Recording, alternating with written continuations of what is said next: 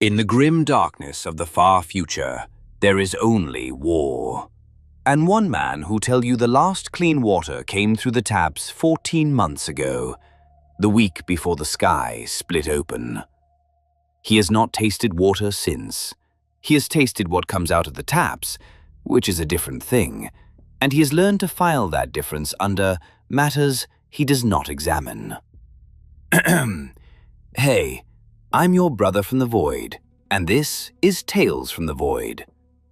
Today's story comes from Voskhen Drehl, hab-warden of Block 47, in a dead hive on a world the Imperium has either forgotten or written off. He still uses the present tense about his job, not because he's brave, and not because he's stubborn, just too stupid to update his vocabulary. This isn't a story about resistance, or heroism, or the Imperium coming back. It's about what a man does with 14 months of occupation, a block full of people, and no one left to file the forms to. Settle in. This is Tales from the Void. Let's begin.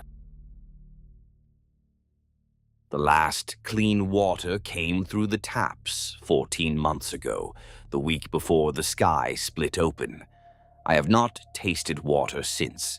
I have tasted what comes out of the taps, which is a different thing, and I have learned to file the difference under matters I do not examine. They strung up Overseer Kalishai from the transit bridge in the 3rd month with his own belt. He was the only man in Section Tertius who still had the nerve to file sanitation reports.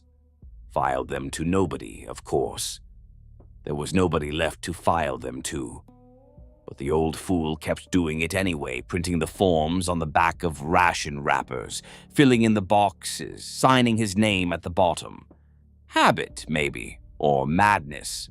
Hard to tell the difference now. My name is Voskhen Drehl. I manage Block 47. Managed. The title still clings to me the way mold clings to the walls down here, which is to say firmly and without any practical benefit to anyone involved. I am the hab-warden of a residential block in a dead hive on a world the Imperium has either forgotten or written off. And the fact that I still use the present tense tells you everything you need to know about the kind of man I am. Not brave, not stubborn, just too stupid to update my vocabulary. Hive Dessivane, Planet Vandremore, Segmentum Obscurus, if that means anything to you. It probably does not. Vandremore was never important enough to mean anything to anyone.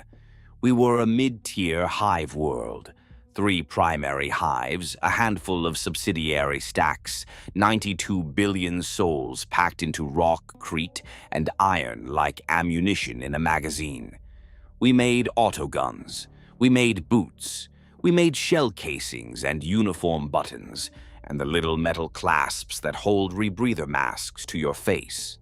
The kind of output that keeps the Departamento Munitorum's ledgers in the black without ever earning a footnote. We were useful in the way a shovel is useful. You do not celebrate a shovel. You do not write songs about a shovel. You use it until it breaks, and then you find another one. I had been hab-warden of Block 47 for 11 years when the sky split open. 11 years of managing water pressure complaints, mediating disputes between families, sharing 7 square meters of floor space, logging maintenance requisitions that were never fulfilled, and pretending that the ventilation system was not slowly poisoning everyone on floors 19 through 34. It was a small life, the kind of life that does not make for good stories. The people who lived extraordinary lives on Vandremore are all dead. The survivors are people like me, the ones who kept their heads low and their expectations lower. I will not pretend that life under the Imperium was good. That is a luxury afforded to those who never lived it.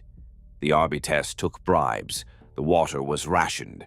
The Manufactorum shifts ran 18 hours with a 6-hour rest cycle, and if you collapsed on the line, they docked your ration cards for the lost output. A man on my floor, Hesker, lost 3 fingers to a stamping press and they charged him for the damaged machine part. That was the Imperium. That was normal. And abnormal came to Vandramoor on an unremarkable Thursday in the middle of shift rotation, wearing the skin of the sky itself. The void shields went first. I did not know that at the time because hab-wardens are not briefed on planetary defense systems. What I knew was that the lumen strips in the corridor outside my quarters flickered, went dark, came back on in a color that was not quite right. A shade I cannot describe because I do not think it exists in any spectrum meant for human eyes. It lasted perhaps 3 seconds.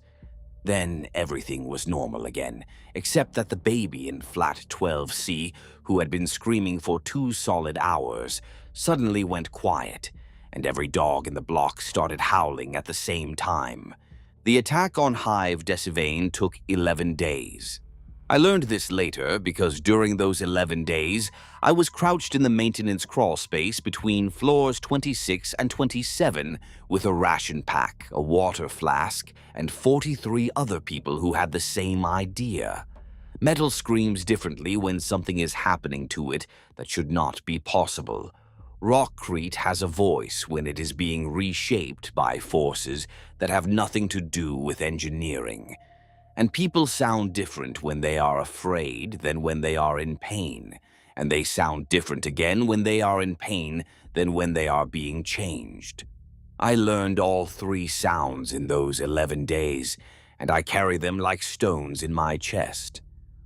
What I can tell you about the invasion itself is what everyone on my level experienced.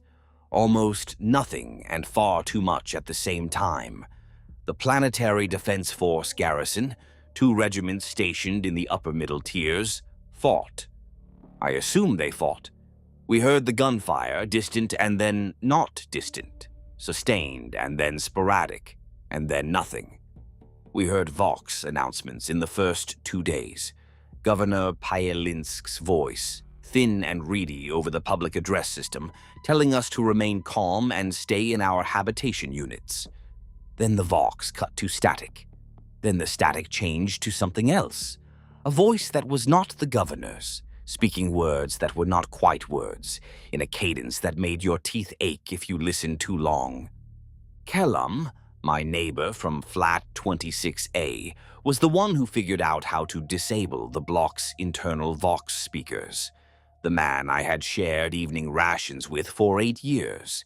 He pulled the cables out of the junction box on floor 20 with his bare hands, while the rest of us sat there with our palms pressed to our ears. Kellum was practical like that. Kellum was a lot of things, as it turned out, but I will get to that later. On the 12th day, the fighting stopped. All at once. One moment, the upper tiers were rattling with detonations, and the next there was a silence so complete you could hear the hab block's structural frame settling. That silence lasted 6 hours. In that silence, Maren Gorska, the woman who ran the textile stall on floor 18, had a seizure and bit through her own tongue. In that silence, old Drenvik from floor 30 simply sat down against the wall, closed his eyes, and did not open them again. No wound, no visible cause. His heart just stopped, as if it had decided that whatever came next was not worth beating for. Then the doors opened. Not our doors. The main bulkhead doors at the base of the block, the blast-rated ones that were supposed to withstand a direct hit from a battle cannon. They opened from outside smoothly and without resistance, as if someone had simply asked them nicely. The first one through the door was an Astartes. The propagandists get the size wrong. They always get the size wrong. It had to duck, and the door was built to admit cargo haulers. Its armor was the color of old blood layered over rust, but the colors moved, shifting and crawling across the ceramite like oil on water. There were symbols carved into the plates, symbols that seemed to rearrange themselves when you were not looking directly at them. One pauldron bore a device I later learned to recognize as the eight-pointed star, though at the time it looked like a wound in the shape of geometry. It carried a bolter the way a man carries a drinking cup, loosely, casually. The kind of ease that comes from having carried something for so long that it has become part of your body. It looked at us, all 43 of us, huddled in that corridor like vermin, stinking of fear and urine and 11 days of unwashed bodies. Its helmet had eye lenses that glowed a dull furnace red, and behind them I could see something moving. Not eyes, something that used to be eyes. It looked at us for a long time, and then it moved on, its footsteps shaking the floor panels, and we stood there and did nothing, because what exactly were we supposed to do? More came after it. Different marks of armor, different symbols. Some wore helms, some did not. The ones without helmets were worse because you could see their faces, and their faces told you that whatever process had made them into what they were had not bothered to remove their capacity for expression. They smiled. Some of them smiled. Not at us, particularly. Just smiled, the way a man smiles when he comes home after a long journey. After the Astartes came the others, the human ones, the regular, ordinary, two-armed, two-legged humans who walk behind the monsters and do the actual work of occupation. They wore mismatched armor, flak plates, and mesh weave scavenged from Emperor knows how many battlefields. Their faces were painted, scarred, branded, tattooed with symbols that matched the ones on the Astartes plate. Some were mutated, an extra finger here, an eye too many there, skin the wrong color or texture, but most looked normal. Terrifyingly, unremarkably normal. Men and women who could have been your neighbors, your co-workers, your relatives. They carried autoguns and clubs and the kind of crude authority that comes from being the biggest predator in the room that is still recognizably human. They herded us. That is the only honest word for it. Herded, like livestock, with shouts and shoves and the occasional crack of a rifle butt against a skull to establish the hierarchy.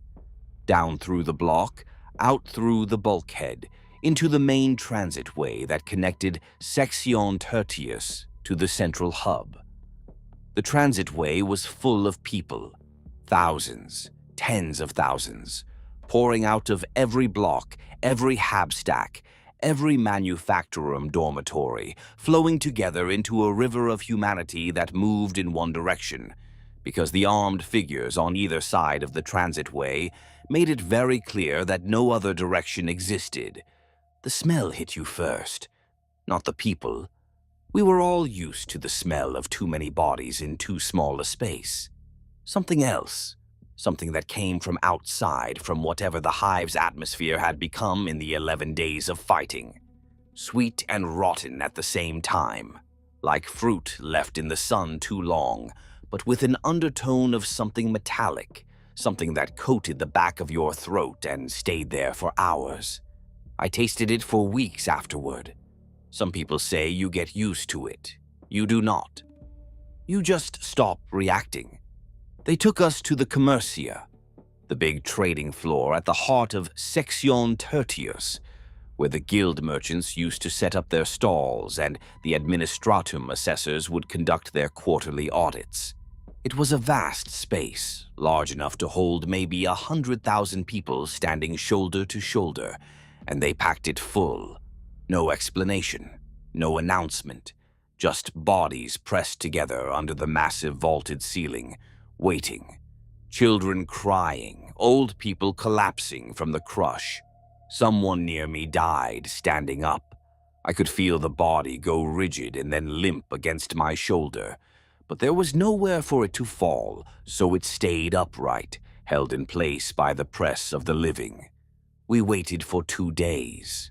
No food, no water, no latrines. People fouled themselves where they stood. People died where they stood. When someone in the crowd lost consciousness, you propped them up, or you let them slide down between the legs of the people around them. And either way, you did not look at their face because their face would remind you that you were next. On the second day, a platform was erected at the far end of the commercia. I could not see it clearly from where I was. I was perhaps 200 meters back from the front of the crowd, but I could see the shape that climbed onto it. Not an Astartes. A man. A regular man, though the word regular does not feel right. He was tall, gaunt, wearing robes that had once been the vestments of an imperial ecclesiarchy preacher. You could still see the remnants of the aquila stitching on the chest, though the eagles' heads had been carefully, precisely removed, leaving the wings intact but headless. He carried a staff topped with an icon I did not recognize then, but know well now. 8 arrows pointing outward, radiating from a central point like a compass designed by a madman. He spoke. His voice was quiet. It carried across that vast space without amplification, which should not have been possible, but it was not a voice that commanded. It was a voice that offered.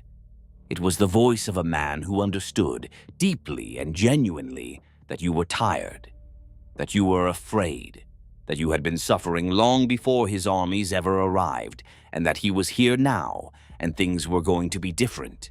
He called himself the Shepherd, and he said, in that quiet voice that somehow reached 100,000 pairs of ears, that the false emperor's yoke had been lifted from our necks, that the lies of the corpse god's priests had been silenced, that we were free now to see the truth, to embrace the reality that had been hidden from us since birth.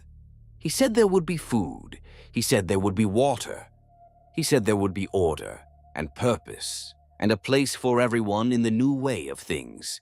And when he finished speaking, the crowd did not cheer. The crowd did not weep. The crowd just stood there, swaying slightly, 100,000 people marinating in their own filth, and felt something that I can only describe as relief. Not because we believed him, but because someone, anyone, was telling us what came next. They sorted us. The shepherd's people, his cult, his flock, his communion, whatever you want to call them. They sorted us like raw materials on a manufacturing line, skilled workers here, unskilled workers there, women of childbearing age in a separate group, children under 10 in another, old, sick, injured in a last group that was led away down a corridor none of them returned from. I did not see where that corridor led. I did not ask. You learn not to ask questions when every answer is worse than ignorance. I was sorted into the skilled worker group on the strength of my hab-warden credentials. A man with a data slate and a brand on his forehead asked me my occupation, my block, my floor, how many units I had managed, whether I knew the water and power routing for my section. I answered his questions because there was a woman behind him with a shock maul and a look on her face that suggested she enjoyed using it. He noted my answers, checked something on his slate, and told me I was to return to Block 47 and resume my duties. Resume my duties. As if the last 2 weeks had been an inconvenience, a disruption to the schedule, and now it was time to get back to work. I went back. What else was I going to do? Block 47 looked the same. That was the disturbing part. I had expected destruction, fire damage, structural collapse. There was none. The corridors were intact. The lumen strips worked, though they cast that same not quite right color they had flickered to on the first day. The doors opened and closed. The water, when it came back, brown and smelling of copper, flowed through the taps. Structurally, physically, the block was unchanged, but it felt different. The proportions were wrong. Immeasurably, unprovably, but wrong. The corridor on floor 22 felt longer than it should have been. The stairwell between floors 15 and 16 seemed to have acquired an extra half-flight of steps that led to a landing that I could have sworn was not there before, a landing with a wall that was slightly too warm to the touch. And the echoes were wrong. Sounds did not bounce the way they should have in rock-crete corridors. They lingered. They overlapped.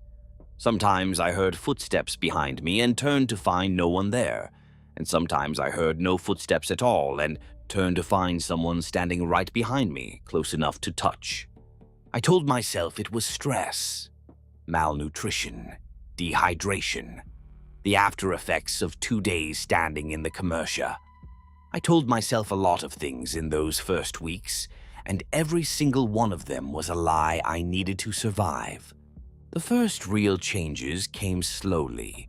Graffiti appeared on the walls overnight, not the usual Hive gang tags or crude obscenities that maintenance crews scrubbed off every few weeks. New symbols, the 8-pointed star, of course, but also other marks. Eyes, spirals, arrangements of lines that seemed random until you stared at them too long and realized they were not random at all. Nobody admitted to making them. Nobody was ever seen making them. They just appeared, and each morning there were more, and after the first month I stopped trying to clean them off because new ones materialized before the solvent was dry. The aquila disappeared. Every carved eagle, every stamped seal, every impression of the imperial crest that had been built into the architecture of the block over centuries of loyalty to the throne, all of it gone. Not chiseled off, not defaced, gone, as if the stone and metal had simply unremembered the shape. Smooth surfaces where there had been raised relief. Blank panels where the governor's proclamations had hung, the devotional alcove on floor 12, where old Caravaier used to light candles and mumble her evening prayers to the god emperor, was still there, but the icon inside it had changed. It was subtle enough that I looked at it 3 times before I was certain. The figure in the alcove still stood in the same pose, arms raised, head tilted upward. But the face was different. The proportions were different. And there were too many fingers on the outstretched hands. Nobody mentioned it. Nobody mentioned any of it. The communion, as the shepherd's followers called themselves, established their authority with an efficiency that I grudgingly had to acknowledge. Within 3 weeks of the fall, the Hive had a functioning governance structure. Not a good one, not a fair one, but a functioning one, which is more than the Imperium managed in the 6 months before the invasion, when the supply lines were breaking down and the governor was spending more time in his private chapel than in his administrative chambers. Nobody said that out loud. Every block was assigned a communion overseer.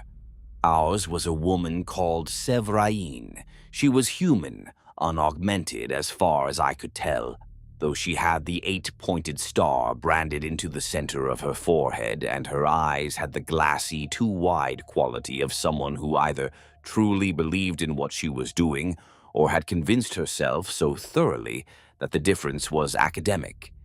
She carried a las pistol on her hip and a leather-bound book in her left hand at all times, and she smiled constantly, even when the subject of conversation was corpse disposal or punishment rosters.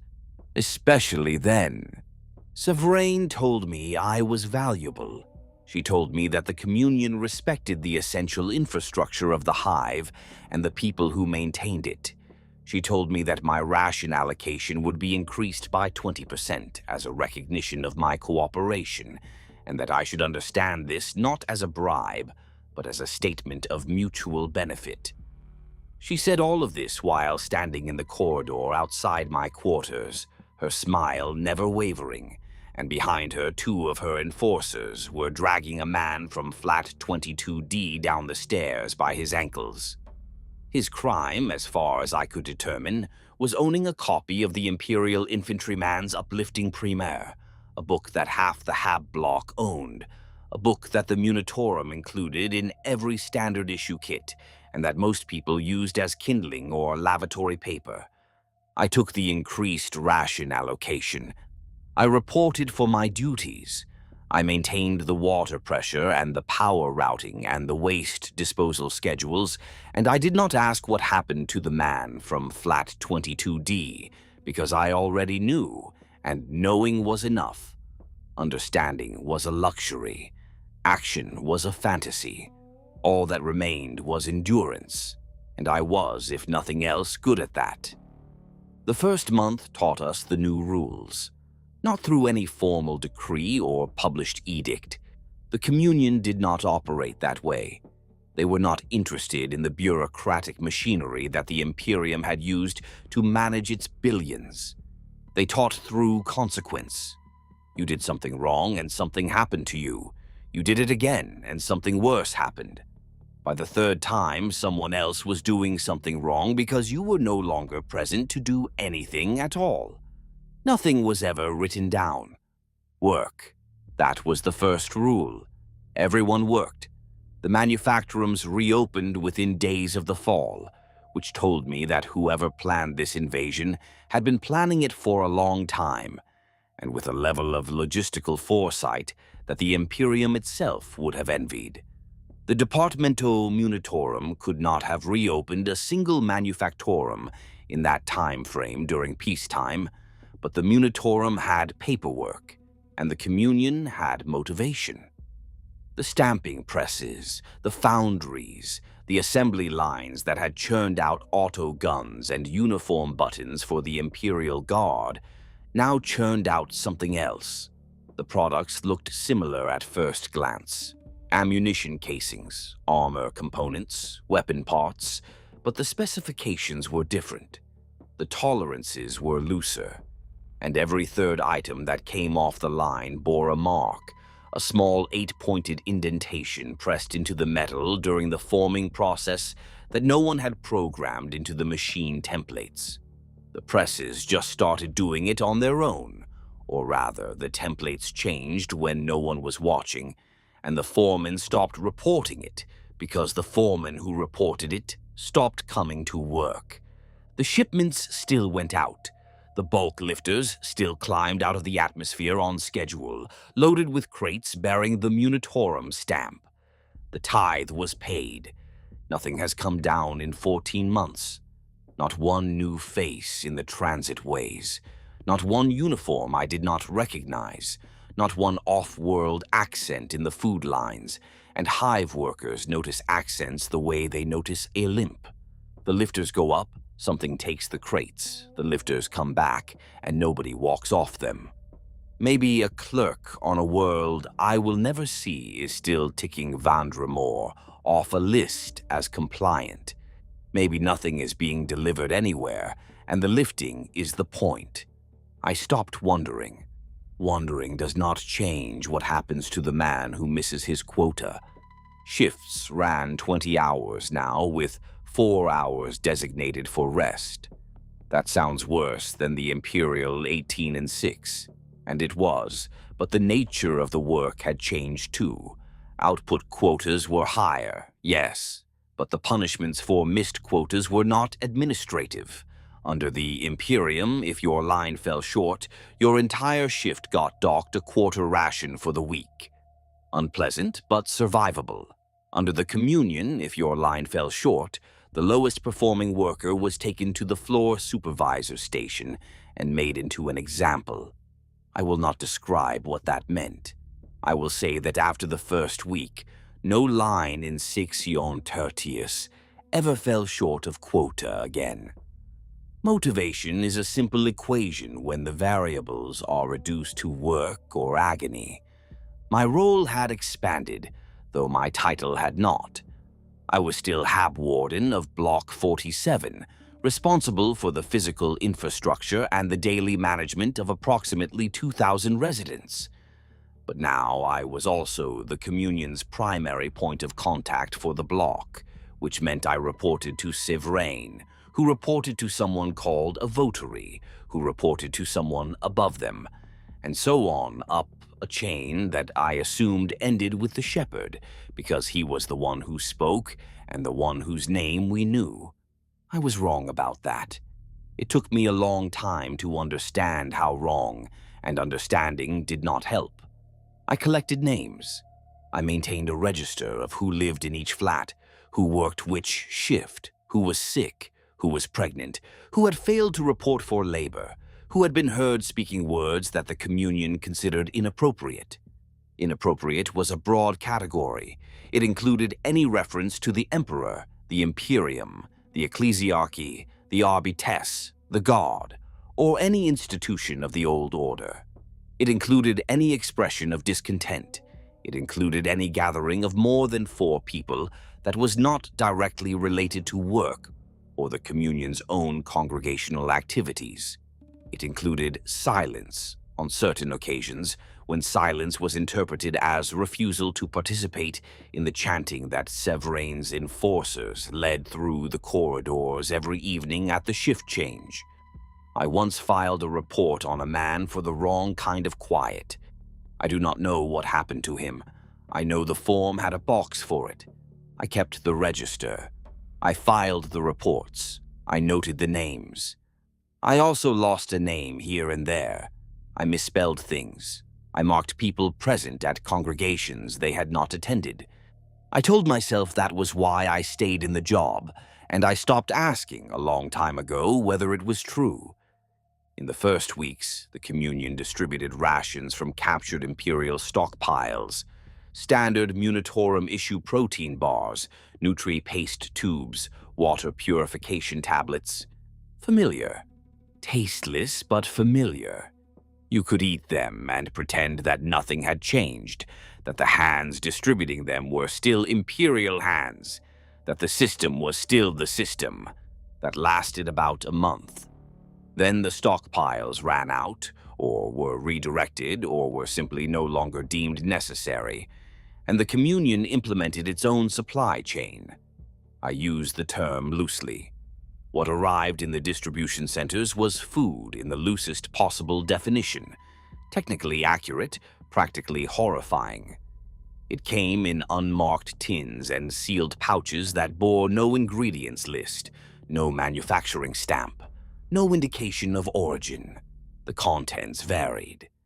Sometimes a gray, fibrous paste with the texture of wet cloth. Sometimes a brownish liquid thick enough to chew. Sometimes chunks of something that could have been protein synthesis or could have been... I did not think about what else it could have been. I did not allow myself to think about it. The taste was uniformly awful, just wrong in a fundamental sense, as if the food itself was unhappy to exist. There were patterns, though. The unmarked tins arrived on a schedule that did not align with any production cycle I could identify. They appeared in the distribution centers overnight, stacked neatly, counted precisely, allocated per block, per head, per shift. No delivery vehicles were ever seen. No logistics personnel were ever identified. The food just appeared, and you took it, and you ate it, and you went back to work, and you tried very hard not to notice that the people who ate the most seemed to change the fastest. Mutation in a hive city is not new. The Imperium pretended it was rare, an aberration, a mark of shame to be hidden or excised. It was not rare. In the Underhive, 1 in every 20 births showed some deviation. Extra digits, malformed limbs, abnormal cranial structure, skin discoloration. The Imperium dealt with this through the cull. Every quarter cycle, Arbitesi squads swept the lower levels and removed anyone who could not pass a baseline physiological screening. Where they were removed to was not discussed. Everyone knew. Nobody said it. The system worked, if your definition of working includes the systematic murder of infants whose only crime was having too many toes. Under the communion, the cull stopped. Sevrain announced this personally, standing in the corridor on floor 20 with that smile that never reached her eyes, and I watched the faces of the residents as she said it. Relief, naked, desperate relief. Mothers who had hidden their children in crawl spaces and ventilation shafts for years wept openly. Old men with extra knuckles or vestigial growths on their backs stood up straight for the first time in decades, no longer hunching to conceal what the Imperium would have killed them for. And Sovereign smiled wider and told them that all were welcome in the communion, that the body's changes were gifts, expressions of a truth that the false Emperor's servants had tried to suppress, that mutation was evolution. That difference was sacred. It was the kindest, most brutal thing I have ever witnessed. She was right that the Imperium's treatment of mutants was monstrous. She was wrong about everything else. And the people who came out of hiding, who showed their changed bodies with tentative pride, who believed for one shining moment that they were finally valued, those people became the communion's most devoted converts. Not because they were weak or foolish, because someone, for the first time in their miserable lives, had told them they were not abominations. New mutations appeared within 2 months. Not the familiar hive stock deviations that had always been there, the extra fingers and the odd skin. New ones. A woman on floor 9 woke up with her left ear sealed over, smooth skin where the canal had been, and a new opening at the base of her skull that seemed to hear things the rest of us could not. A child on floor 31, a boy of perhaps 8 years, developed bony protrusions along his spine that grew visibly over the course of a week, rising through the skin of his back like teeth through a gum. He did not seem to be in pain. He said they itched.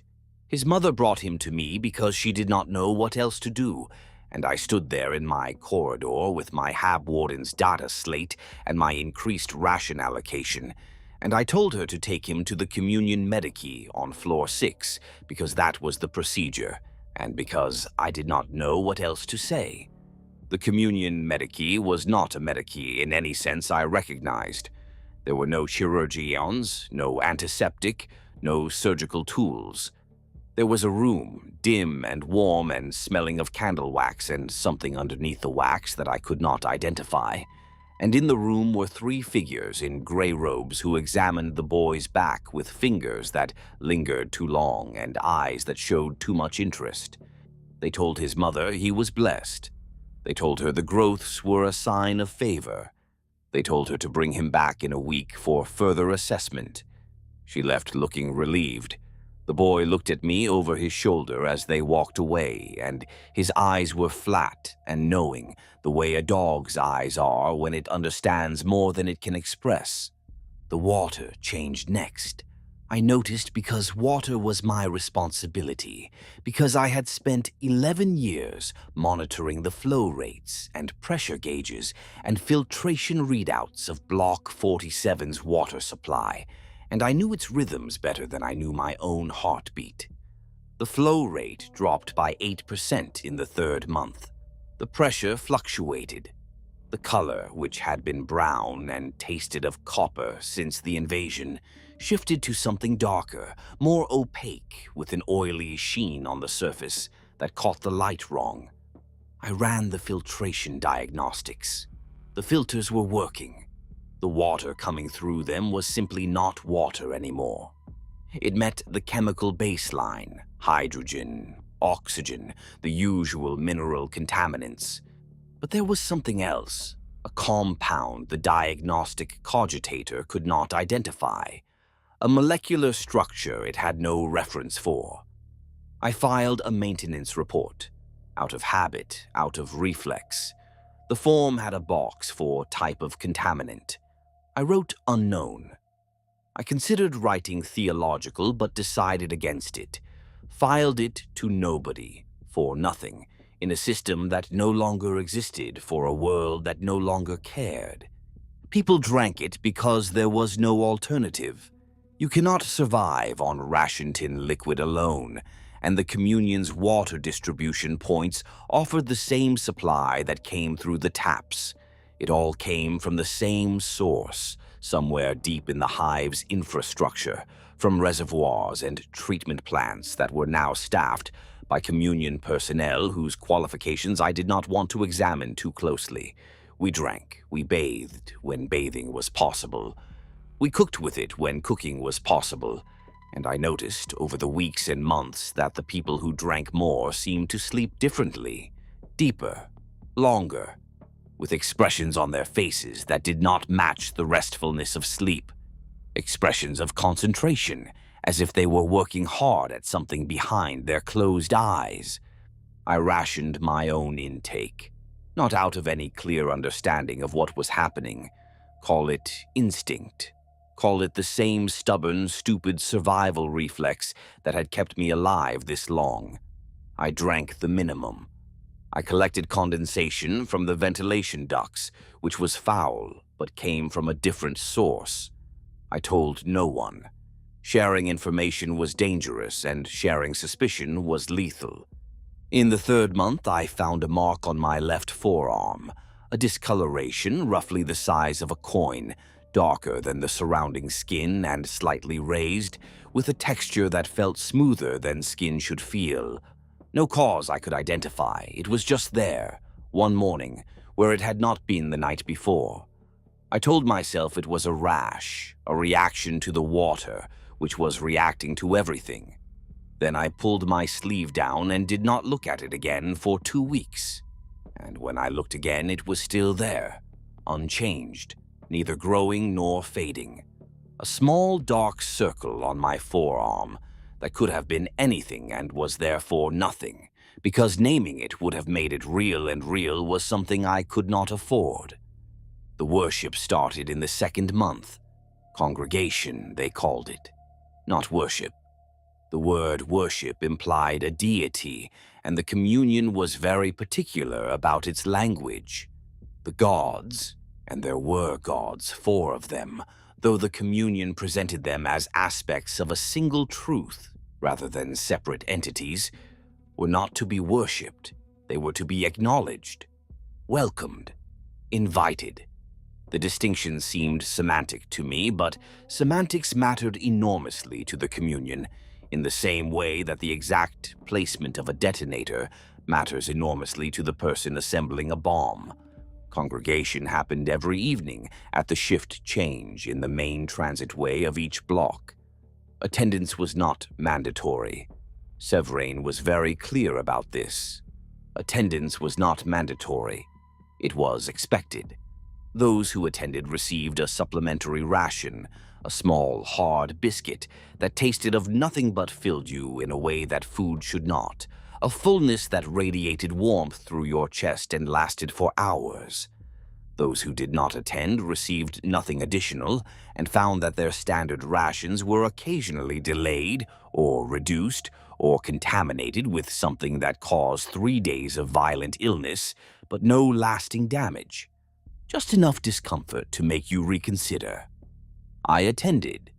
From the first evening, I attended. Not out of belief, not out of fear exactly, though fear was part of it. I attended because I was the hab-warden of Block 47, and my attendance would be noted and my absence would be noted, and the difference between those 2 notations was the difference between my residents eating tonight or not eating tonight. I stood in the transitway with 2,000 of my people, and we listened to Severine read from her leather-bound book, and we repeated the responses she taught us, and we swayed when the chanting reached its crescendo, and we felt the warmth of the supplementary biscuit spreading through our bellies, and we went back to our flats and we slept, and in the morning we went back to work. On the 3rd evening, a man in the back row refused to open his mouth. Stood there with his jaw clamped shut while 2,000 voices chanted around him. I watched the enforcers watching him. They did nothing. Afterward, Severine walked back through the crowd to where he stood. She put a biscuit in his hand, the supplementary ration, the one he had not earned. She told him she understood. She told him the voice comes when it is ready, and nobody would ask for it before then, and the communion would hold a place for him in the meantime. Then she moved on down the row as if the matter were closed. He came back the next evening, and the evening after. He did not chant for 11 days. On the 12th, he did. By the end of that month, he was chanting louder than anyone on his floor, and when newcomers stumbled over the responses, he was the one who corrected them. I never learned his name. I filed him in my register as compliant, which was the truth, and which was also the most frightening sentence I had written that year. The services were clever. They were designed to replace, not to destroy. The structure of the communion's evening congregation was almost identical to the ecclesiarchy's devotional service. The call and response, the communal chanting, the moment of silence, the benediction. Even the language was similar, repurposed rather than invented, using the cadences and rhythms of imperial prayer, but filling them with different content. Where the ecclesiarchy had praised the God-emperor's protection, the communion praised the liberation from false protection. Where the old prayers had begged for salvation from the darkness, the new responses welcomed the darkness as a source of strength. People think chaos is fire and blood and screaming demons. It is. Later. First, it is a familiar shape with unfamiliar content. You were already kneeling. The only thing that changed was the direction. Kellum attended every service. He stood beside me in the transit way and chanted the responses and swayed with the rest of us. And afterward, he walked back to flat 26A, and we sat in his kitchen. My kitchen. His kitchen. The dividing wall between our flats had developed a crack wide enough to pass a cup through, and we had stopped pretending it was a wall. And we ate our rations in silence and did not discuss what we had just done. Kellum had been my neighbor for 8 years. He had helped me fix the water pump on floor 19. He had watched my daughter Eselde when I worked double shifts. He had given me half his ration when I was sick, with the forge cough, 3 years before the invasion, and could not work for 2 weeks. He was, by any measure, the closest thing I had to a friend in Block 47. Kellum never complained. That was one of his qualities. He simply did not seem bothered by things that bothered everyone else. The reduced rations, the 20-hour shifts, the disappearance of neighbors, the changes to the water and the food and the walls. Kellum absorbed it all with an equanimity I put down to temperament. I thought he was coping. But there were moments, small things. Kellum knew his way around the new systems too quickly. When Sevrain's enforcers changed the water rationing schedule without announcement, Kellum had already adjusted his routine. When the congregation shifted its format, adding a new section of chanting that the rest of us stumbled through with uncertain mouths, Kellum's lips moved with practiced fluency. When the symbols appeared on the walls, Kellum's eyes passed over them without the flinch, the hesitation, the involuntary recoil that every other resident displayed. He looked at those symbols the way I looked at maintenance schematics, with recognition. I noticed these things. I did not act on them. I continued to sit in Kellum's kitchen and eat my rations and say nothing, because Kellum was my friend, and friends were a currency more valuable than food in a place where both were scarce. My daughter, Eselde. She was 17 when the Hive fell. 17 years old, which on Vandramore meant she had been working in the loom halls since she was 12, spinning industrial-grade fiber for guard uniforms. She had her mother's face, her mother who had died of the wasting sickness 4 years before the invasion. And my temperament, which is to say she was stubborn, quiet, and profoundly unimpressed by anything that required enthusiasm. She worked her shifts, she came home, she slept. She did not ask for more because more was not on offer, and she had learned early that desire without possibility is just a slower form of suffering. Eselde hated the communion, quietly, privately, in the way that you hate something you are powerless to oppose. She attended the congregations because I told her to. She chanted the responses because I taught them to her. She ate the supplementary biscuits because she was hungry, but her eyes during the services were somewhere else, fixed on a point above the crowd, above the transitway, above the hive, somewhere far away where none of this was real. I knew that look. I had worn it myself in the early weeks, before I learned to stop looking up and start looking at my feet. I worried about her, not about what the communion would do to her. There were thousands of reluctant participants, and they did not care about private thoughts as long as the public performance held. I worried about the pressure. It was not the pressure of a boot. It was the pressure of kindness, applied daily, in 100 small, clever ways.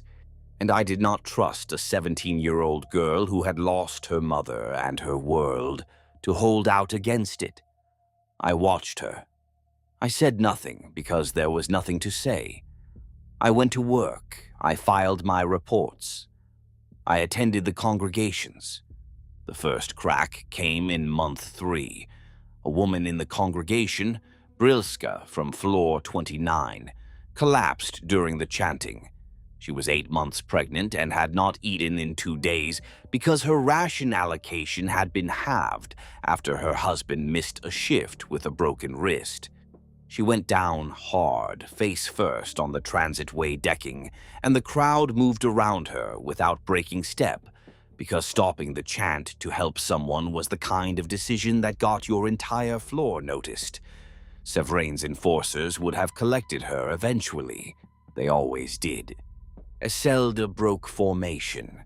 She stepped out of the row, knelt beside Berilska, and turned her onto her side so she would not choke. She stayed there, on her knees on the decking, one hand on the woman's shoulder, while 2,000 people chanted around her, and the enforcers watched from their positions and did nothing. After the congregation, Sevrain approached Iselda personally. I watched from 20 meters away, my stomach in my throat, as the overseer placed a hand on my daughter's shoulder and spoke to her in a voice too quiet for me to hear. Iselda listened. She nodded once. She did not flinch from the hand on her shoulder, and that was the detail that stayed with me, because my daughter flinched from everything. She flinched from loud noises and sudden movements, and the touch of strangers, and the eye contact of authority figures. She had been flinching since her mother died, but she did not flinch from Sevrain's hand. She stood there and received it the way you receive something you have been waiting for. I asked her about it that night. She said Sevrain had thanked her. That was all. She had thanked her for showing compassion and told her that compassion was the foundation of the communion's purpose, and that anyone who carried that instinct was already closer to the truth than they knew. Iselda relayed this without comment, without inflection, without the contempt I expected. She said it the way she said everything, flatly, quietly, with her mother's face and my temperament, but the contempt was missing, and its absence left a space that I could feel in the room like a drop in air pressure. After that, she stopped looking away during the services. I noticed because I had spent months watching her eyes, tracking the direction of her gaze the way I tracked water pressure readings, looking for deviations. Her eyes no longer fixed on that distant point above the crowd. They were present. They followed Sevrain's movements. They watched the other congregants. They rested occasionally on the symbols that decorated the transitway walls, and they did not recoil. I told myself it was nothing. I told myself she was adapting, as everyone adapts.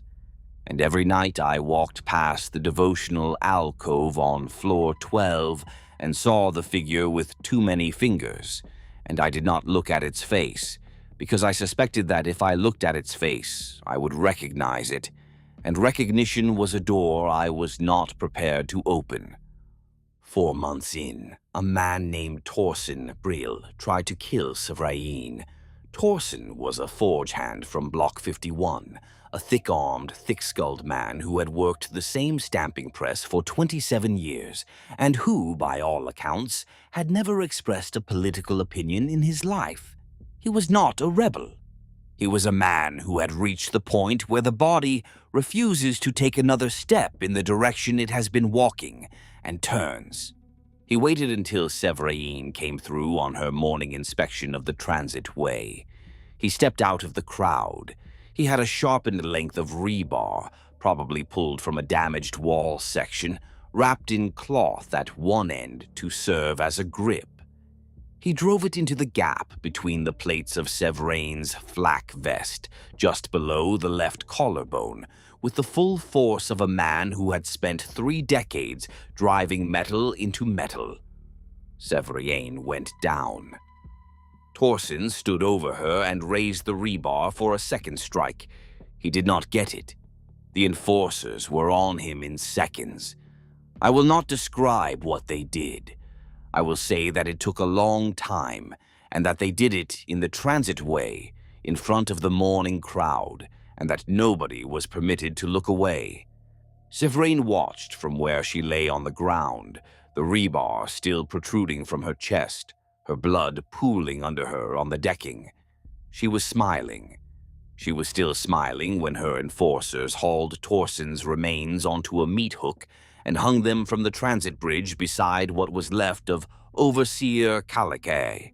She stood up, pulled the rebar out of her own chest with one hand, and walked away with blood soaking through her robes, and the next day she was back on her inspection round as if nothing had happened, and the wound, when I glimpsed it through the gap in her vestments, had already closed.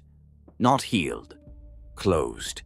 A seam of dark, ridged tissue that looked less like scar tissue and more like something that had grown to fill the gap. I had seen men die from less. I had filed the forms. A punctured lung, a severed artery, a rock-crete splinter through the wrong part of the ribs. I had written the causes into the boxes for 11 years, and I knew what a body could and could not survive. Whatever Severine was, she had stopped being the same kind of thing I was. Nobody in that transitway said a word about it. Not that morning, not ever. Torsen's block was punished. Not Torsen's family. Not Torsen's shift, his entire block. 2,000 people reduced to half rations for a month. Severine explained this to us in the evening congregation, in that patient, almost maternal tone she used for announcements of collective suffering. The communion does not punish individuals, she said. The communion understands that no individual exists alone, that every action emerges from a community, and therefore every consequence returns to that community. The strong must discipline the weak. The faithful must correct the straying. If one person in your block decides to raise a hand against the communion, it is because you, all of you, permitted them to reach that point. It is because you failed to see the signs, because you failed to report the dissatisfaction, because you failed to embrace your brother or sister with the warmth of belonging, and so they turned to cold violence instead. It was clever, and it worked. After Block 51, every block in Section Tertius became its own enforcement mechanism.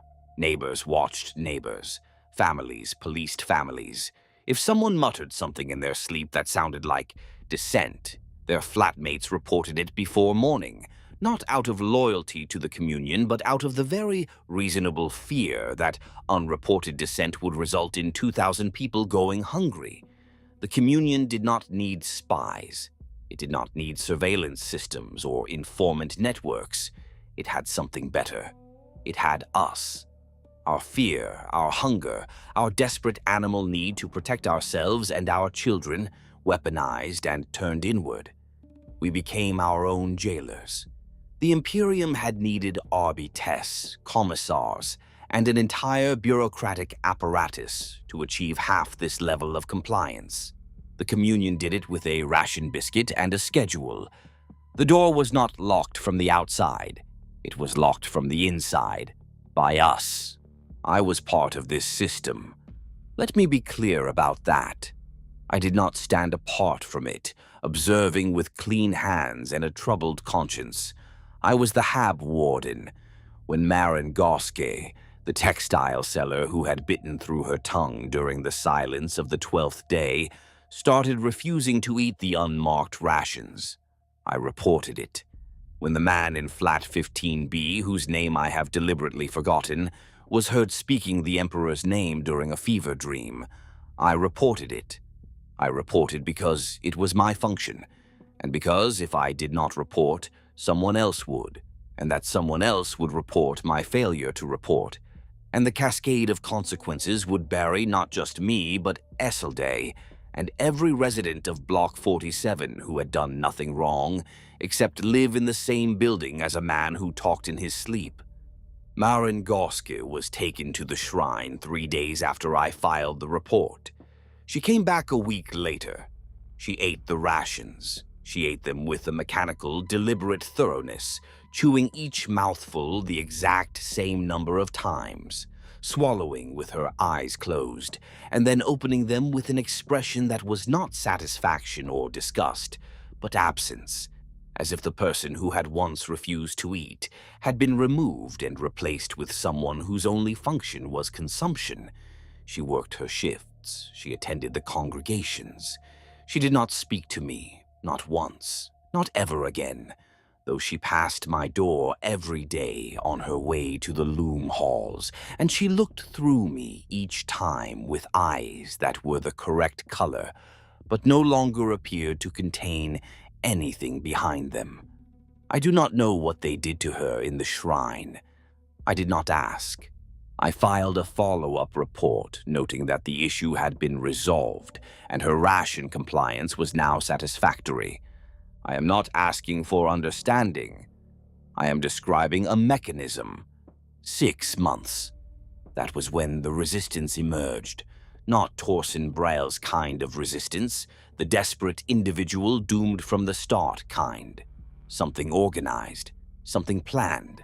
Someone in the lower tiers, down in the manufactorum levels where the communion's control was thinner and the old infrastructure provided places to hide, had begun coordinating. We heard about it in fragments, whispers passed along the food lines, a word here, a name there. The recidivists, they called themselves, though I doubt that was their real name. They had weapons, supposedly. They had Vox links to other sections. They had a plan, though no one could tell you what the plan was beyond the vague promise that something was coming, that the Imperium had not forgotten Vandramore, that a fleet was on its way, that the liberation was a matter of months. It was not true. I knew it was not true. Vandramore was a mid-tier hive world in Segmentum Obscurus, a region that had been cut off, fragmented, and terrorized by warp storms for as long as anyone could remember. The Imperium always had bigger concerns. There was always something more important, someone more valuable, somewhere more strategic. But people believed it was the last thing left to do that was not obedience. The recidivists recruited cautiously, mostly from the younger workers and the former PDF families who still harbored some institutional loyalty to the old order. They smuggled weapons up from the underhive, stub guns mostly, and improvised explosives that were as dangerous to the user as to the target. They held meetings in the maintenance crawl spaces and the abandoned water treatment substations that dotted the lower levels like rotten teeth. The communion let them. That is the part that no one understood until it was too late. The communion let the recidivists organize, recruit, arm, plan, and build their pathetic little insurgency for 3 full months before doing anything about it. They let it grow. They let it spread. They let it reach into every section and every block. Let it establish a network of contacts and sympathizers and supporters who all knew each other and knew each other's faces and each other's families. Hesker was one of them. The same Hesker who had lost 3 fingers to the stamping press and been charged for the damaged machine part. He had been among the first to join, apparently, though I only found out afterward. He came to me once, during the 2nd month of the recidivist's existence, and stood in the corridor outside my quarters and spoke in a voice so low I had to lean in to hear him. He said there were people who remembered, people who were ready. He said he had watched me for months. He said I was the only warden in Section Tertius who drank from the ventilation ducts instead of the taps, which told him I did not trust the communion's water, which told him I was not theirs. He said my knowledge of the water systems and the block's infrastructure would be valuable. He looked at me with his maimed hand resting against the wall, his 2 remaining fingers drumming a nervous rhythm on the rock crete, his eyes bright with something that might have been courage and might have been mania. From this distance, it is impossible to tell the difference. I told him to go home. I told him to forget we had spoken. I told him nothing was coming, and no one was ready. And the only thing his people would accomplish was getting everyone around them killed. Something in his face closed, and he left, and I filed no report, because filing a report would have confirmed what I already suspected, and suspicion was easier to carry than certainty. And then, on a night that was not different from any other night, the Communion's enforcers went through the network like a blade through a gut. Every cell, every contact, every sympathizer, every person who had attended a meeting or passed a message or hidden a weapon or simply known someone who knew someone, all of them in one night, removed. Hesker's flat was empty by morning. His wife, who had not been part of it as far as anyone knew, was gone too. Their son, 11 years old, was found sitting alone in the corridor outside their door, staring at the wall with dry eyes and a stillness that did not belong to a child. Nobody could get him to speak. The neighbors stepped around him. They had learned by then that proximity to the condemned was its own form of contamination.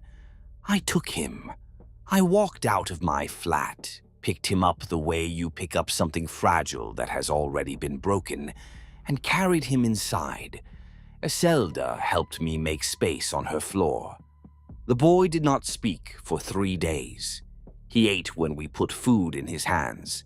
He slept when Iselda guided him to the pallet. He stared at the wall with an expression that I recognized because I had seen it on Drenvik's face in the moments before his heart stopped. Sevrain noticed. Of course, Sevrain noticed.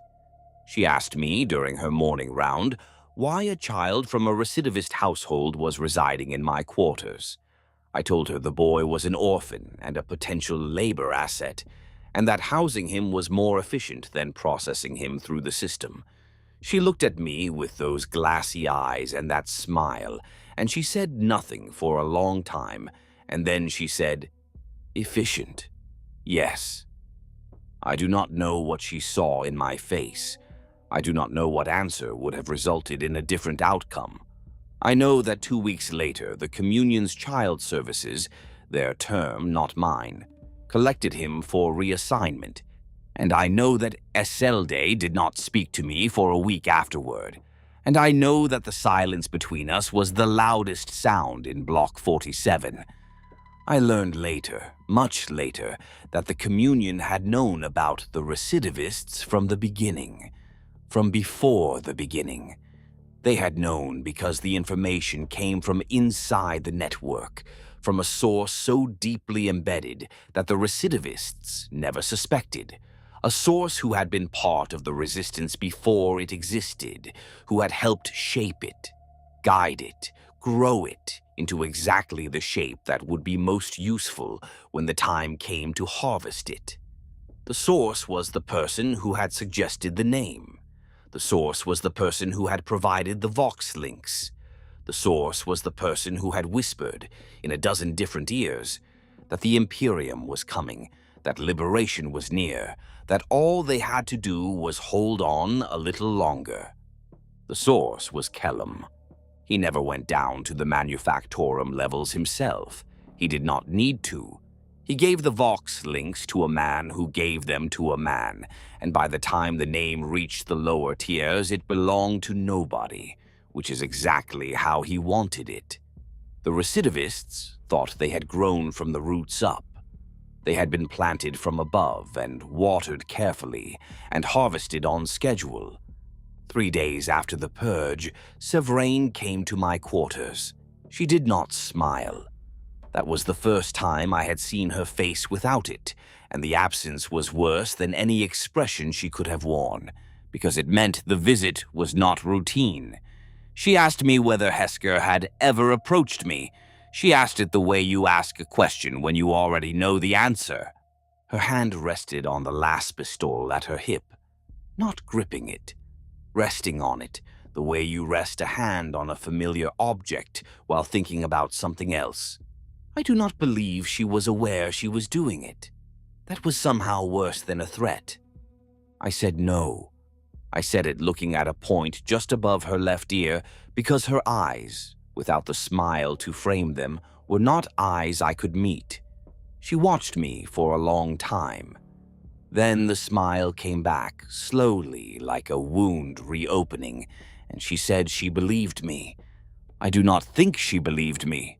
I think she decided I was more useful believing I had gotten away with the lie than I would be on a meat hook. The communion was practical about its investments. She stopped in the doorway on her way out. She did not turn around. She said the block's consumption records showed my flat drawing less than a quarter of its water allocation, and had done so for some time. She said she assumed I was giving the rest away to my residents, which was generous, and which she would note in my file. Then she was gone, and I stood in my quarters with my hand still on the doorframe and worked out what she had just told me. I had been the one filing those records, every week. My own hand, my own signature, my own quarter allocation sitting in the column where anyone could read it, and I had submitted it to Civ Rain's office 39 times without once looking at what it said about me. I had spent 9 months informing on myself, and I had done it neatly, on schedule, and I had never missed a week. Hesker had noticed the same thing and decided it made me a friend. Severine had noticed it and decided it made me something worth keeping under observation, rather than under a hook. Somewhere in the Communion's files there was a line about me, and the line was not about generosity. I kept drinking from the ventilation ducts. I did not know what else to do, but I understood from that morning on that my one act of refusal had been catalogued, filed, and permitted, and that permission is not the same thing as freedom, and that they were waiting to see what I would refuse next. She told me about Kellum that same visit. She told me personally with that smile restored because she wanted me to understand the lesson, and she wanted to watch my face as I learned it. Kellum, she said, had been a member of the Communion for 6 years before the invasion. Not a recent convert, not a man who had turned his coat when the sky split open. 6 years. Kellum had been praying to the 4-in-1 while we shared ration bars and complained about the water pressure. Kellum had been receiving communications from the Communion's advance agents while he sat in my kitchen and helped Eselde with her arithmetic. Kellum had helped disable the Vox system during the invasion, not to protect us from the voice on the speakers, but to ensure that no one heard the counter signal, the Imperial emergency broadcast that was still transmitting on the tertiary frequency. The broadcast that might have told us where to go, what to do, how to organize a defense. Kellum had been the open door, one of many. Across the Hive, in every section, in every hab block, there were Kellums, quiet, helpful, reliable neighbors who had been preparing the way for years, who had filed reports on the Arbites's patrol schedules, who had mapped the water infrastructure, who had identified the individuals most likely to resist, and the individuals most likely to collaborate, and the individuals most likely to simply comply, sorting the population into categories long before the communion's data slates arrived to make it official. The invasion had not begun when the sky split open. The invasion had begun years before, in shared kitchens and neighborly conversations, and small acts of kindness that were also, simultaneously, acts of reconnaissance. I went back to my flat. I sat down. I looked at the crack in the wall between my quarters and Kellam's. The crack we had joked about. The crack we had passed cups of recaf through. It was not a crack. It was a window. It had always been a window. Kellam had not tolerated the crack or found humor in it. He had watched through it. He had listened through it. He had gathered, through that narrow gap in the rockcrete, everything he needed to know about the man on the other side, and the man's daughter, and the man's routines, and the man's fears. Kellam came home that evening. He opened his door and walked in, and I heard him through the crack, moving around his kitchen, heating water, going through his routine as if nothing had changed. I heard him sit down. I heard him begin to eat, and then I heard his voice, quiet and clear, coming through the crack. "You know now," he said. Not a question. I said nothing. "Sovereign told you. I asked her to. I wanted you to hear it from authority, not from rumor. Rumor distorts." I said nothing. "Voskhen, you are a practical man. That is why you are alive. Be practical now." He waited. I could hear him breathing through the crack, slow and steady, the breathing of a man who was not afraid because he had nothing to be afraid of. He had been on the winning side from the beginning. He had never been in danger. He had watched us suffer and struggle and weep, and he had sat in his kitchen and eaten his rations and breathed steadily, and none of it, not a single moment of shared hardship, had been real. "The ration bar," I said. "When I had the forge cough, you gave me half your ration for 2 weeks." "Yes." "Was that part of it?" A pause. The breathing continued. "No. That was real. I did not want you to die. You were useful, but that was not why. I did not want you to die." I have turned that answer over for 5 months, looking for the side I can rest against. There is no such side. The ration bar could have been real. The spying could have been real. Both at once, in the same man, in the same kitchen. People are capable of that. Kellam moved out of Block 47 2 weeks later. Promoted, if that word has any meaning in the communion's hierarchy. He was given a position with the votaries, the mid-level administrators who coordinated between the section overseers and the shepherd's inner circle. The block knew. Of course the block knew. They knew that Kellam had been a plant, that he had built the recidivists into a shape convenient for slaughter, that the friendly neighbor from 26A had been the reason 200 people in their section alone had vanished overnight. Nobody said it to my face. Nobody had to. I could feel it in the way they looked at me in the corridors.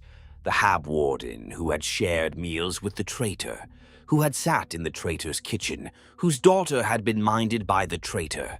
They wondered what I had known, how much I had shared, whether my ignorance was genuine or performed. My only defense was an absence, and you cannot show a man an absence. My authority in the block, such as it was, shifted after Kellam left.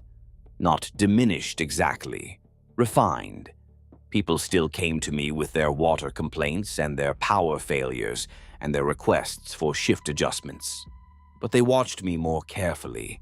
They measured their words. They stood a half step further away when they spoke. I was the man who had been closest to the wolf and had not smelled it. They could not decide whether that made me a fool or something worse. I could not decide either. The crack in the wall remained. I covered it with a piece of sheet metal and tried to sleep, and the metal vibrated at night with a frequency I could feel in my teeth. After the recidivists, the hive changed faster. Not physically. The physical changes had been steady and were by now part of the background, the new normal that was neither new nor normal. The corridors still felt wrong. The echoes still overlapped.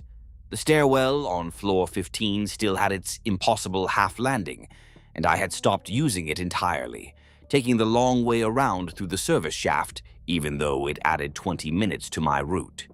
The graffiti on the walls had evolved from symbols into something more complex, more organic. Patterns that spread and branched and interlocked like living circuitry, and the residents no longer avoided them. They walked past them without looking, as if the patterns had always been there. No, the change was in the people. Very few had been resisting, but people had been pretending resistance was possible, that the situation was temporary, that somewhere someone was working on it. After the purge, they stopped pretending, and without the pretense they came apart in different ways. Some withdrew. They worked their shifts and returned to their flats, and lay in their cots and stared at the ceiling, and spoke to no one and ate only when their hands were physically guided to the food. They were not ill, not in any way that a medici could diagnose. They had simply stopped participating in the act of being alive while continuing to perform its basic functions. The communion left them alone. Inert bodies that still reported for work were acceptable. Only inert bodies that did not work were a problem. Some broke, not all at once, not in the dramatic, screaming fashion of the pissed dramas. They broke in small, quiet ways. A woman on floor 23 began rearranging the furniture in her flat every night, moving her cot and her table and her single chair into new configurations with a precision that suggested she was following instructions only she could hear. A man on floor 7 started saving portions of his rations, not eating them, stacking the sealed pouches against the wall of his flat in neat rows that grew longer by the day. When the enforcers finally entered his flat, the wall of pouches was taller than he was, and he was sitting in front of it, thin as a rail, explaining to no one in particular that it was not food, it was insulation, and that when the wall was thick enough, the voices would stop. And some converted. Truly, sincerely, from the core of themselves, they gave in. Not the reluctant compliance that most of us practiced, the going through the motions, the chanting without conviction, the attendance without belief. These were people who woke up one morning and the fight was over, and they walked to the communion shrine on floor 6, and they knelt and they meant it. I watched it happen. I watched sensible, stable, hardened hive workers, people who had survived decades of imperial privation without complaint, walk into that shrine as one thing and walk out as another. And the thing they walked out as was calmer, more certain, more at peace than anything the Imperium had ever offered them. They were not faking it. They were not coerced. They were genuinely, observably happier. The Imperium offered us duty. The communion offered belonging, and in a hive where everything else had been stripped out, belonging was worth more than anything the corpse god's priests had ever promised. That is their word for him. I noticed some time ago that I had stopped correcting myself. I watched good people, sane people, strong people walk into that shrine and surrender themselves to something unspeakable, and they did it with relief in their eyes. The hive was dying around us, not in the way hives usually die, the slow, grinding entropy of failing infrastructure and diminishing resources that can take centuries. This was something else. The lower levels, the underhive, the vast uncharted labyrinth of abandoned sectors and collapsed tunnels that lay beneath the functioning tiers. Something was moving down there. Something was growing. You could feel it through the floor plates, a vibration that was not mechanical and not seismic. A slow, rhythmic pulse like a heartbeat in the rock itself. The temperature rose. Not much. A degree or two. Enough to make the air thick and close. Enough to make the condensation on the walls run in strange patterns. Enough to make you sweat even when you were standing still. The Underhive had always been dangerous. Mutants, gangs, toxic waste, collapsed structures. What it had become did not have a word. The maintenance teams that ventured below Floor Zero stopped coming back. Not all of them. Most came back. But the ones who went deepest, who went into the old water treatment centers and the abandoned waste processing plants, came back changed. Not mutated, not yet. Changed in their expressions, in the way they held their tools, in the distance of their eyes. They had seen something down there. They would not say what. They went back to work and they did not speak of it, and within a week or two they were among those who walked into the shrine on Floor 6. The food lines carried one story that year, told the way you tell a thing you have decided not to believe. A pump crew on the 8th sub-level had found a corridor that had not been on any schematic, and something had been standing in it, and it had been shaped like a man in the way a shadow is shaped like a man. The outline correct, and everything inside it wrong. 3 of the crew came back. They gave 3 different descriptions, and all 3 were certain. I filed none of it. There was no box for it.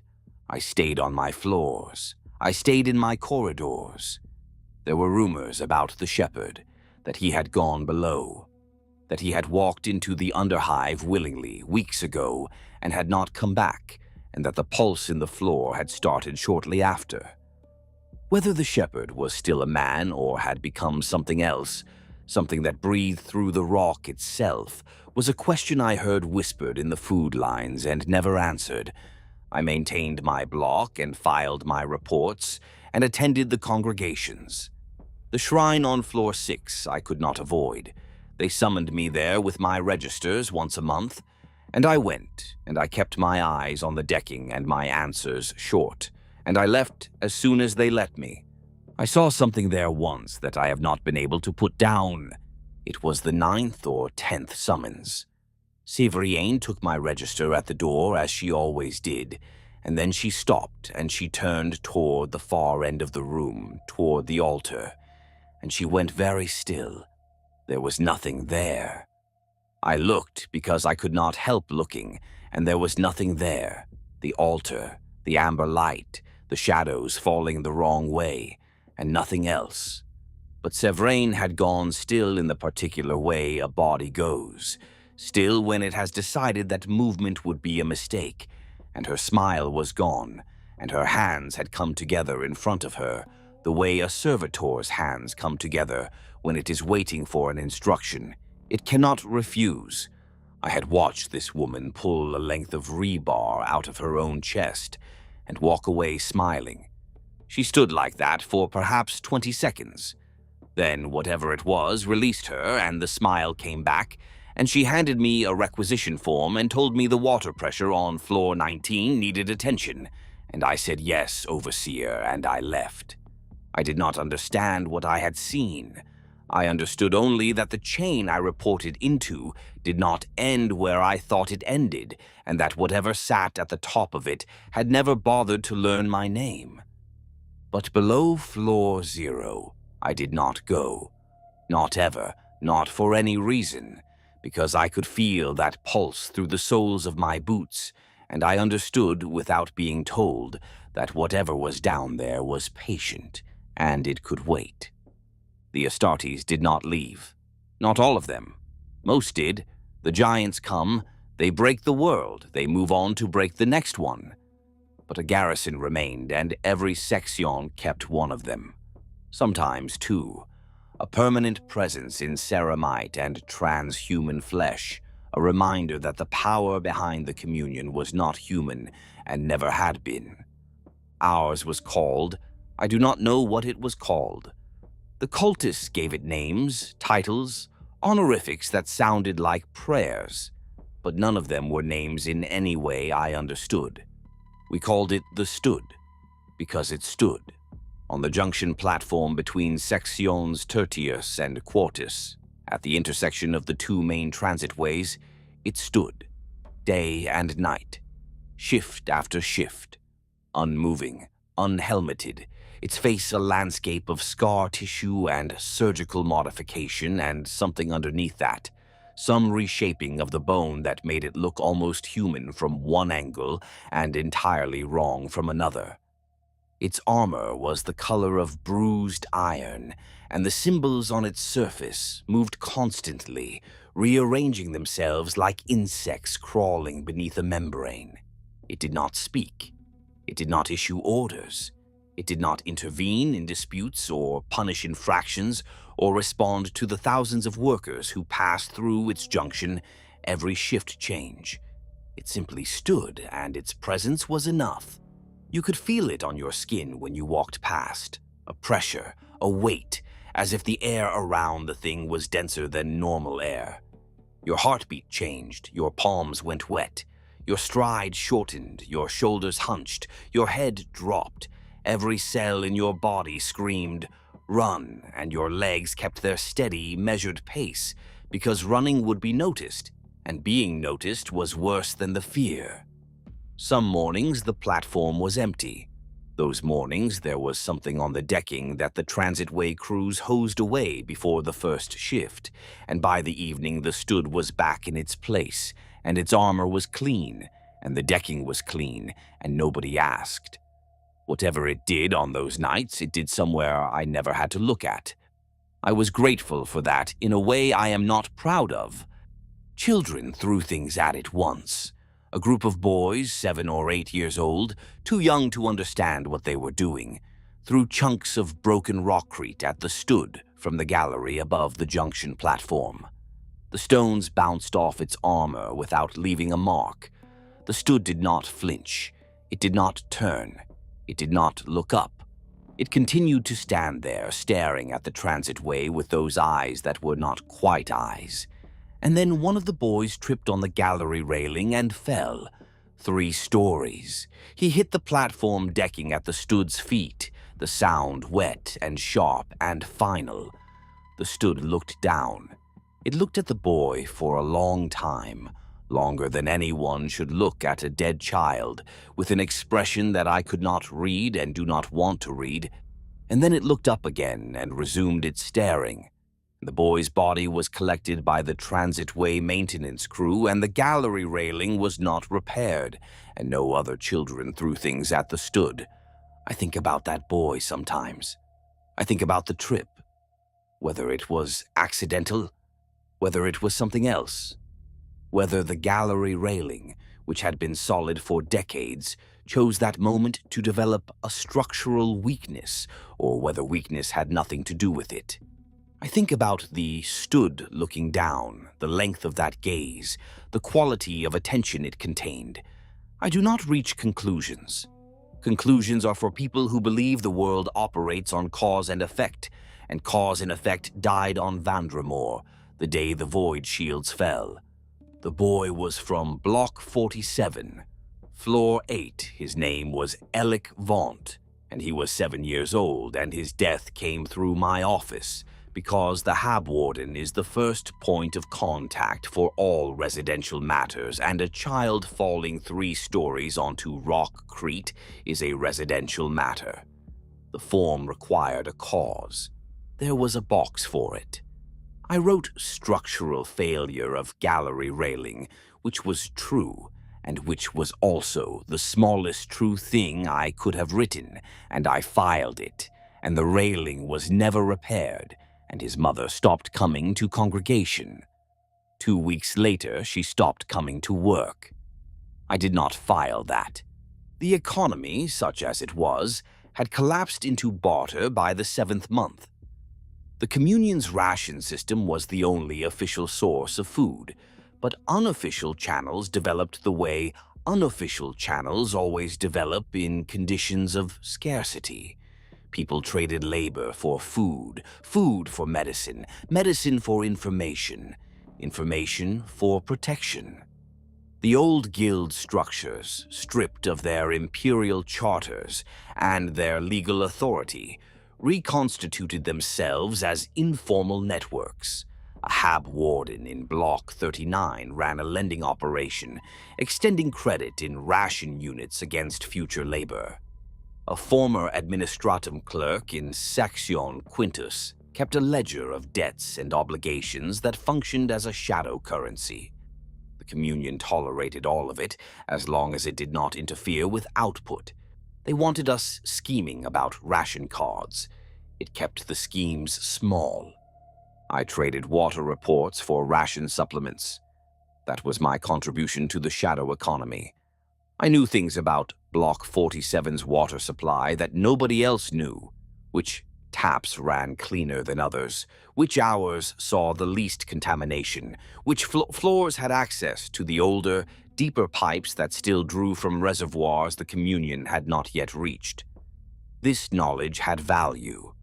Not much, but enough to keep me fed on the days when the official rations were delayed or reduced or replaced with something that my gut instinct refused to accept, and enough to maintain a small reserve of credit with the trading networks that might, one day, buy something more useful than food. I was a collaborator, not a kelam, something smaller and more common. A man who found his niche and traded his small expertise for small advantages and called it survival. I said that word to the mirror often enough to wear it smooth. The face in the mirror was thinner than it should have been, with shadows under the eyes that were not just shadows of exhaustion, but shadows of something settling into the skin, something that had been in the water and the food and the air since the first week and was making itself at home. I check for it every morning when I wake, running my hands over my face and my arms and my chest, feeling for changes, for new textures, for lumps or ridges or growths that were not there the night before. The mark on my forearm is still there, still the same size, still smooth, still dark, still the shape of a coin. It has not grown. It has not changed. It has not done anything except exist, patiently, because patience is the only currency left in this hive.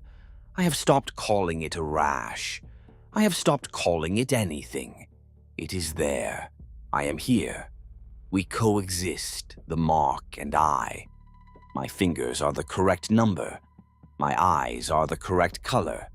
My skin, apart from that one smooth circle, is the correct texture. I do not know if this is resistance or delay. 9 months. That was when the hive stopped pretending to be a hive. The walls bled. Not metaphorically. The walls of Block 47, on floors 18 through 24, developed fissures that wept a dark, warm liquid that was not water and was not blood and was not anything the diagnostic cogitators could categorize. It collected in the corridor gutters, pooled in the stairwells, dried into a crust that was slippery when wet and sharp when dry. It smelled like copper and salt, and underneath that, faintly, like breath, like warm, living breath from a mouth that should not exist. The maintenance team I sent to seal the fissures reported that the liquid was coming from inside the rockcrete itself, from deep within the structural material, as if the wall was sweating, or weeping, or bleeding from an injury that predated the hive's construction by eons. I stopped sending maintenance teams after the 3rd attempt. Not because the work was dangerous, though it was, because the fissures reappeared within hours of being sealed, and each time they reappeared they were in different locations, as if the walls were rearranging their injuries, and the liquid flowed in patterns that were not governed by gravity. Uphill, along the ceiling, pooling in corners where no depression existed. You learned to step over it. You learned to sleep with the faint sound of dripping in your ears. You learned eventually to stop seeing it because it had been there long enough to become furniture. The sky above the hive had changed too, though I only knew this from the reports of workers in the upper tiers who could still see through the viewing ports. The cloud layer, which had always been thick and gray and industrial, had turned a color that witnesses described differently depending on who you asked. Purple, black, red, a color that does not exist, a color that hurts to look at. The sun, when it was visible, was the wrong shape. Not round, not elliptical, just wrong in a way that people struggled to articulate, as if the light source itself was being viewed through a lens that distorted fundamental properties that light was not supposed to have distorted. Shift workers who had upper-tier assignments started requesting transfers to the deep manufactorums, preferring the heat and the noise and the windowless confinement to the view. Children were being born wrong, beyond the familiar deviations, beyond extra fingers and odd skin, wrong in ways that made experienced birthers look away and reach for a cloth to cover the bassinet. I heard the reports because the reports came through my office, because the hab-warden is the first point of contact for all residential matters, and childbirth is a residential matter. I read the reports and I did not visit the flats in question, and I filed the data and I moved on. The communion medici collected these children. Collected is the right word. Not examined, not treated. Collected, catalogued, removed. They were taken to the shrine on floor 6, and the mothers were told their children were blessed, and the mothers nodded and went back to work, and some of them believed it and some of them did not, and the result was the same either way. Brilska delivered in the 4th month, the woman from floor 29, the one Eselde had knelt beside on the transitway decking. I do not know what she delivered. I know that the medici collected it within the hour, and that Brilska returned to her shift 2 days later, and that she began attending the additional congregations the following week. My daughter had saved her life so that she could be present for that. I have never mentioned this to Eselde. I do not think it would help either of us. I saw the boy from floor 31 again, the one with the spinal growths, the one whose mother had brought him to me in month 2. He was standing in the transitway during the evening congregation near the front, close to Sevrain. He was taller. Not in the way children grow taller. In a wrong way, his proportions shifted, his torso elongated. The growths on his spine had broken through the back of his tunic and risen into a crest of bony ridges that followed the line of his vertebrae from his neck to his waist, pale and gleaming under the lumen light like a row of teeth. He was smiling. He was 9 years old, and he was smiling with an expression that did not belong on the face of a child because it contained no innocence, no wonder, no uncertainty. Only the flat, depthless contentment of something that has found its purpose. His mother was not with him. I did not ask where she was. I watched him for the duration of the congregation, and he did not move, did not shift his weight, did not fidget the way children fidget. He stood perfectly still with his bone crest catching the light, and his smile fixed, and his eyes following Sevrain's every gesture with a focus that was not devotion, it was ownership. The shrine on floor 6 had become the heart of what Block 47 was now, the organ that pumped whatever was replacing faith through the body of the community. It had been a communal wash station before the invasion. The communion had converted it, though converted is not quite right. The room had changed itself. The taps were gone. The drainage grates were covered. The walls were covered in the same organic patterns that decorated the corridors, but thicker, denser, three-dimensional, the lines rising from the surface like veins on the back of a hand. The light came from no identifiable source, warm, amber, the color of candle flame, and it moved slowly around the room, casting shadows that did not correspond to the objects that should have been casting them. There was an altar at the far end, a flat slab of what appeared to be stone, but was warm to the touch and vibrated faintly. Above it, bolted to the wall, was a symbol I looked at and could not remember afterward, a shape that existed in my vision but refused to be stored in my memory. The shrine had its own food supply. Where it came from, I did not know and did not ask. It was better than the rations. Actual grain, actual protein, things that tasted like food had tasted before the fall. The volunteers who staffed the shrine ate from this supply, and this alone explained half the volunteer roster. The other half I could not explain. Sovereign held court in the shrine every morning, receiving petitions from residents. They came for food, for medicine, for the right to change shifts, for permission to visit relatives, for the return of children who had been collected. The answers were always the same.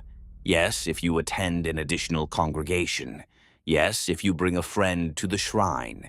Yes, if you donate an hour of your rest cycle to community service.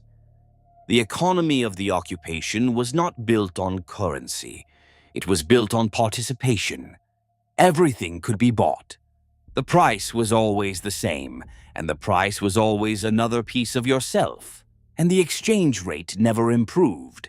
In the same month the walls began bleeding, I learned that Esselday had been going there. She had not told me. I found out because a neighbor mentioned it in passing, casually, as if it were unremarkable, as if my daughter's presence at extra services was simply part of the block's routine. I went home and I asked her, and she looked at me with those flat, quiet eyes and said, yes.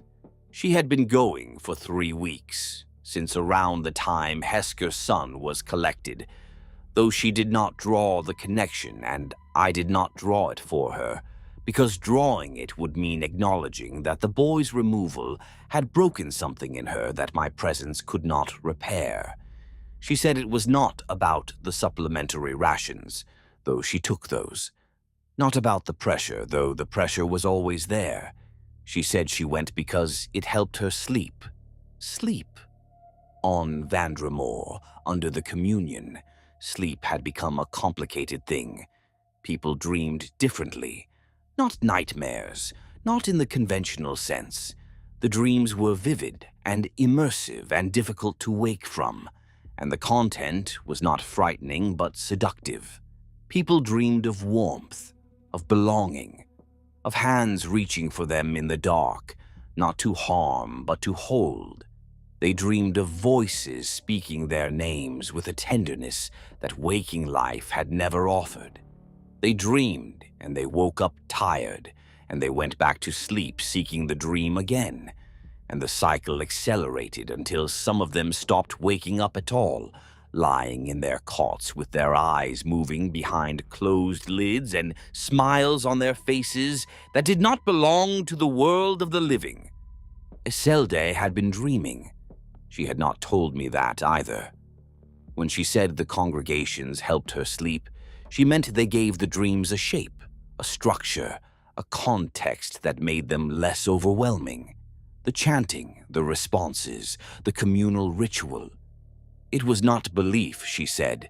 It was technique, a way of managing the noise in her head, the way you manage a fever by cooling the skin. She said it calmly, rationally, with the practical tone she had inherited from me, and I stood in our flat and looked at my daughter and saw her mother's face and my temperament and something else, something new behind her eyes, a light that had not been there before. I told her to stop. She said no. I told her it was dangerous. She asked me what was not dangerous and did not wait for an answer. I told her the communion was using her, manipulating her, exploiting her needs and her grief and her loneliness. She agreed. She said the Imperium had done the same thing for her whole life, and at least the communion did not pretend otherwise. I had no answer for that. Not because she was right, because she was not wrong enough for me to argue. The Imperium had told us to work and to pray and to die in the Emperor's name, and in return it gave us the privilege of doing it again tomorrow. The communion took the same labor, the same obedience, the same lives, but it wrapped them in warmth and purpose and the illusion of reciprocity. It offered a hand on your shoulder and a voice that said, "Your pain is seen." And yes, the hand belonged to a monster, and the voice belonged to a liar, and the purpose was a road that led to damnation. But damnation was abstract, and the hand on her shoulder was real, and the warmth in her belly was real. And when you are 18 years old and have never once been warm, any light will do. She had turned 18 2 months earlier. Neither of us had marked it. I worked the date out afterward from the register, which is where I keep everything. I am too tired to keep in my head. I watched her walk out the door to the evening congregation. I watched her join the crowd in the transit way, her shoulders straight, her pace steady, moving with the flow of bodies toward the shrine with an ease that looked too much like belonging. I could have stopped her. She was 18 and she weighed perhaps 50 kilos, and I had spent 11 years hauling pump housings up service shafts. The transitway between our block and the shrine ran past the ventilation junction on floor 14, and I knew that junction, and I knew the maintenance void behind it, and I knew that a person could be held in that void for a week without being found, because the man who wrote the maintenance schedules was me. A week. That was the arithmetic, and I did it properly, the way I did everything. Day 1, she misses her loom haul shift, and the absence goes into the labor register. My register. I can lose one name for 1 day. Day 2, I cannot. Day 3, Severine asks me where my daughter is, and I lie. And she already knows I lie because she told me so in my own doorway with her back turned, which is how you tell a man a thing you want him to carry rather than answer. Day 4 or 5, they find the void because they have data slates and schematics and 2,000 hungry people who will each give them a piece of it for a ration card. And then they take her out of the void and take me off the register and hang whatever is left of us from the transit bridge. And then Block 47 goes to half rations for a month, because that is what happened to Block 51 when Voskhen Drehl raised his hand, and the communion is nothing if not consistent. 2,000 people, that is what was on the other side of the ledger. My daughter on one side, and on the other side, every family on every floor I had spent 11 years keeping alive, including the ones who would starve slowest, which is to say the children. So I did not do it. The arithmetic is real, and I would run it again and get the same answer, and it is not the reason. The reason is that at the end of that week, she would have come out of the void and looked at me, and I would still have had nothing to offer her but the life she had already refused. I watched her join the crowd in the transit way, her shoulders straight, her pace steady, moving toward the shrine with an ease that looked too much like belonging. I did nothing. Doing nothing was my primary skill, and it had kept me alive for 9 months, and it would keep me alive for however many months remained. And the price of that survival was watching my daughter walk towards something I could not name and could not stop and could not follow. 11 months. Iselda stopped coming home between shifts. She slept at the shrine, she said, on a pallet in the anteroom with the other volunteers. She ate there. She worked her manufactorum shifts and then went directly to the shrine and did not return until the next shift cycle. I saw her in the corridors occasionally, passing in opposite directions, and each time there was less of the girl I knew and more of something I did not. She was unchanged physically as far as I could see, but her eyes were different. The flat, quiet defiance that had been her defining quality was gone, replaced by something calm and deep and certain. The look of a person who has stopped fighting the current and discovered that drowning is not what they were told it was. She spoke differently, not the content. She still spoke in the same clipped, economical sentences she always had, but the cadence was wrong.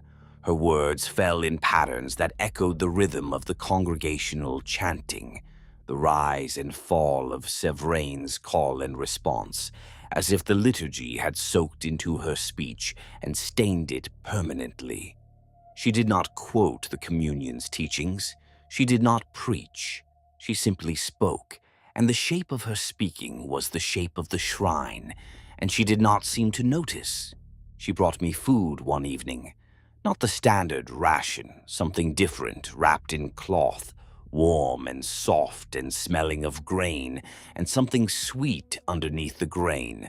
Something I could not identify, but that made my mouth water in a way that food had not made my mouth water in nearly a year. She set it on the table without explanation and looked at me and waited. From the shrine. I looked at the food. I looked at my daughter. I looked at the food again. It sat there on the table, small and warm and ordinary, a piece of bread that could have come from any bakery on any world, in any time before or after the fall of Vandramore. It was, or appeared to be, the most normal thing I had seen in 11 months. She pushed it an inch toward me. Eat. It is just bread. I did not eat it. The rational part of me, the part that filed reports and attended congregations and drank the minimum water, saw a piece of bread and a daughter offering it, and no reason to refuse. Something older said no. That part said the bread was not bread. That part said the bread was a door, and I had spent 11 months not opening doors, and I was not going to start now. Seldy watched me not eat it. She did not look hurt. She did not look angry. She looked understanding, which was worse. She picked up the bread, wrapped it back in its cloth, and left without a word. At the door, she paused. She did not turn around. "I am not lost, Father," she said. "I am somewhere. For the first time in my life, I am somewhere." She left. The door closed. I sat in my flat and stared at the table where the bread had been, at the faint circle of warmth it had left on the surface, and I understood with a clarity that I had been avoiding for months that my daughter had not been taken. She had not been taken. She had chosen. She had looked at the world I had raised her in, the endless shifts, the dead mother, the absent God, the father who survived by filing reports and keeping his head down. And she had chosen something else, something terrible, something real.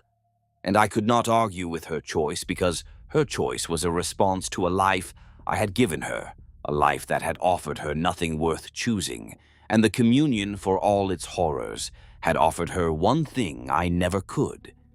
It had offered her a reason to be alive. The knowledge that your child looked at everything you built, everything you endured, everything you sacrificed, and found it insufficient. Found something better in the arms of the thing that destroyed you. And the worst part, the part that keeps me awake at night on the rare occasions when I allow myself to sleep, is that she might be right. It has been 14 months now.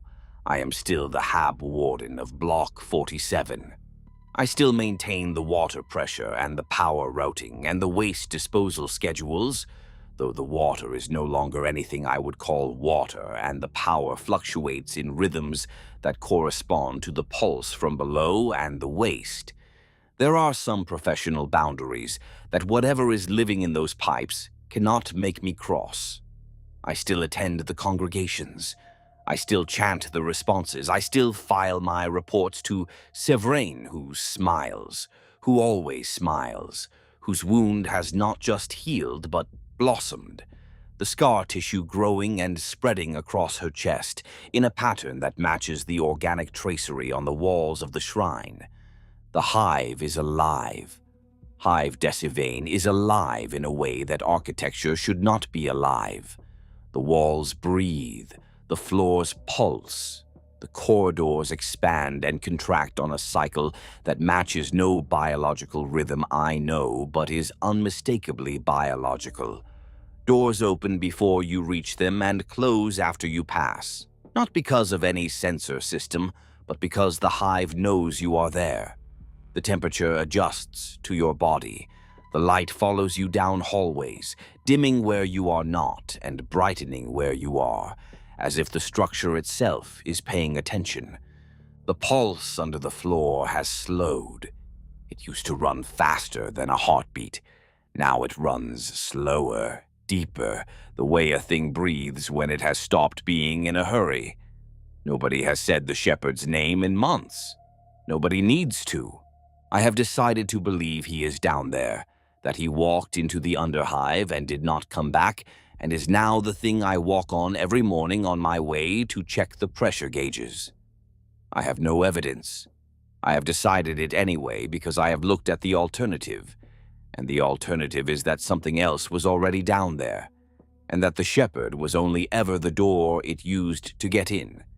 People have stopped noticing. That is the final stage of occupation.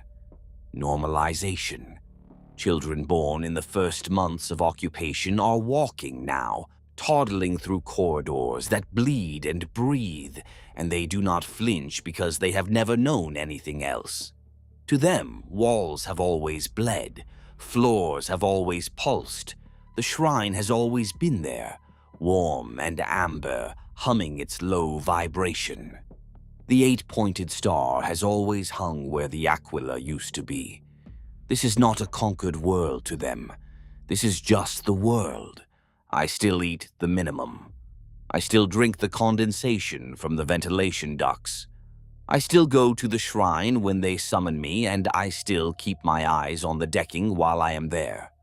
I still avoid the underhive and the stairwell with the half-landing and the bread that my daughter brings me every few weeks, wrapped in its cloth, warm and sweet and patient. She does not argue. She does not insist. She simply offers, and when I refuse, she takes it back, and the look in her eyes is not pity, but the gentle, bottomless patience of someone who knows that time is on their side. Kellum sent a message last month through one of Sevrain's enforcers, a short note handwritten on good paper. Actual paper, not ration wrapper or recycled pulp. He wrote that he hoped I was well. He wrote that Block 47's compliance ratings were among the highest in Section Tertius, and that I should be proud of my work. He wrote that Sevrain had spoken well of me, and that she had mentioned my water allocation, and that the communion valued a man who took care of his people. He wrote that there was a position available in the votary administration, a logistics role that would suit my skills, and that the position came with improved quarters, double rations, and access to medical care that was not available to general population. He wrote that I should consider it. I understood the note perfectly. It was not an offer. It was a receipt. It said, "We know what you did about Hesker. We know what you do about the water. We have known the whole time, and none of it was ever hidden from us. And now you can come inside where we can watch you closely, or stay outside where we can watch you anyway." The choice was decorative. That was the point of offering it. I burned the note, not out of anger, not out of principle, out of the same gut-level instinct that told me not to eat the bread.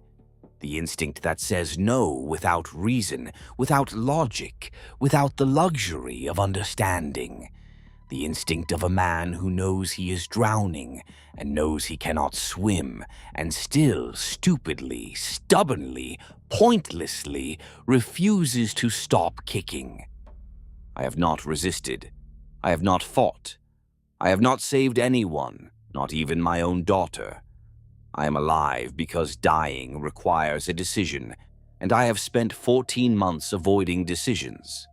There is no fleet coming. There is no liberation. The story does not end. That is the point. It continues. Tomorrow I will wake up and maintain the water pressure and file my reports and attend the congregation and chant the responses and walk past the shrine and not look inside and go home and sit in my flat and stare at the sheet of metal covering the crack in the wall, and I will do it again the day after, and the day after that, and the day after that, until the word after loses all meaning, until the concept of sequence itself dissolves into the warm, pulsing, breathing present that is all that Hive Dessivane has to offer. The walls bleed, the floors pulse. My daughter is somewhere in the shrine, warm and certain and lost to me in a way that death would have been kinder then. My friend is a stranger who was always a stranger.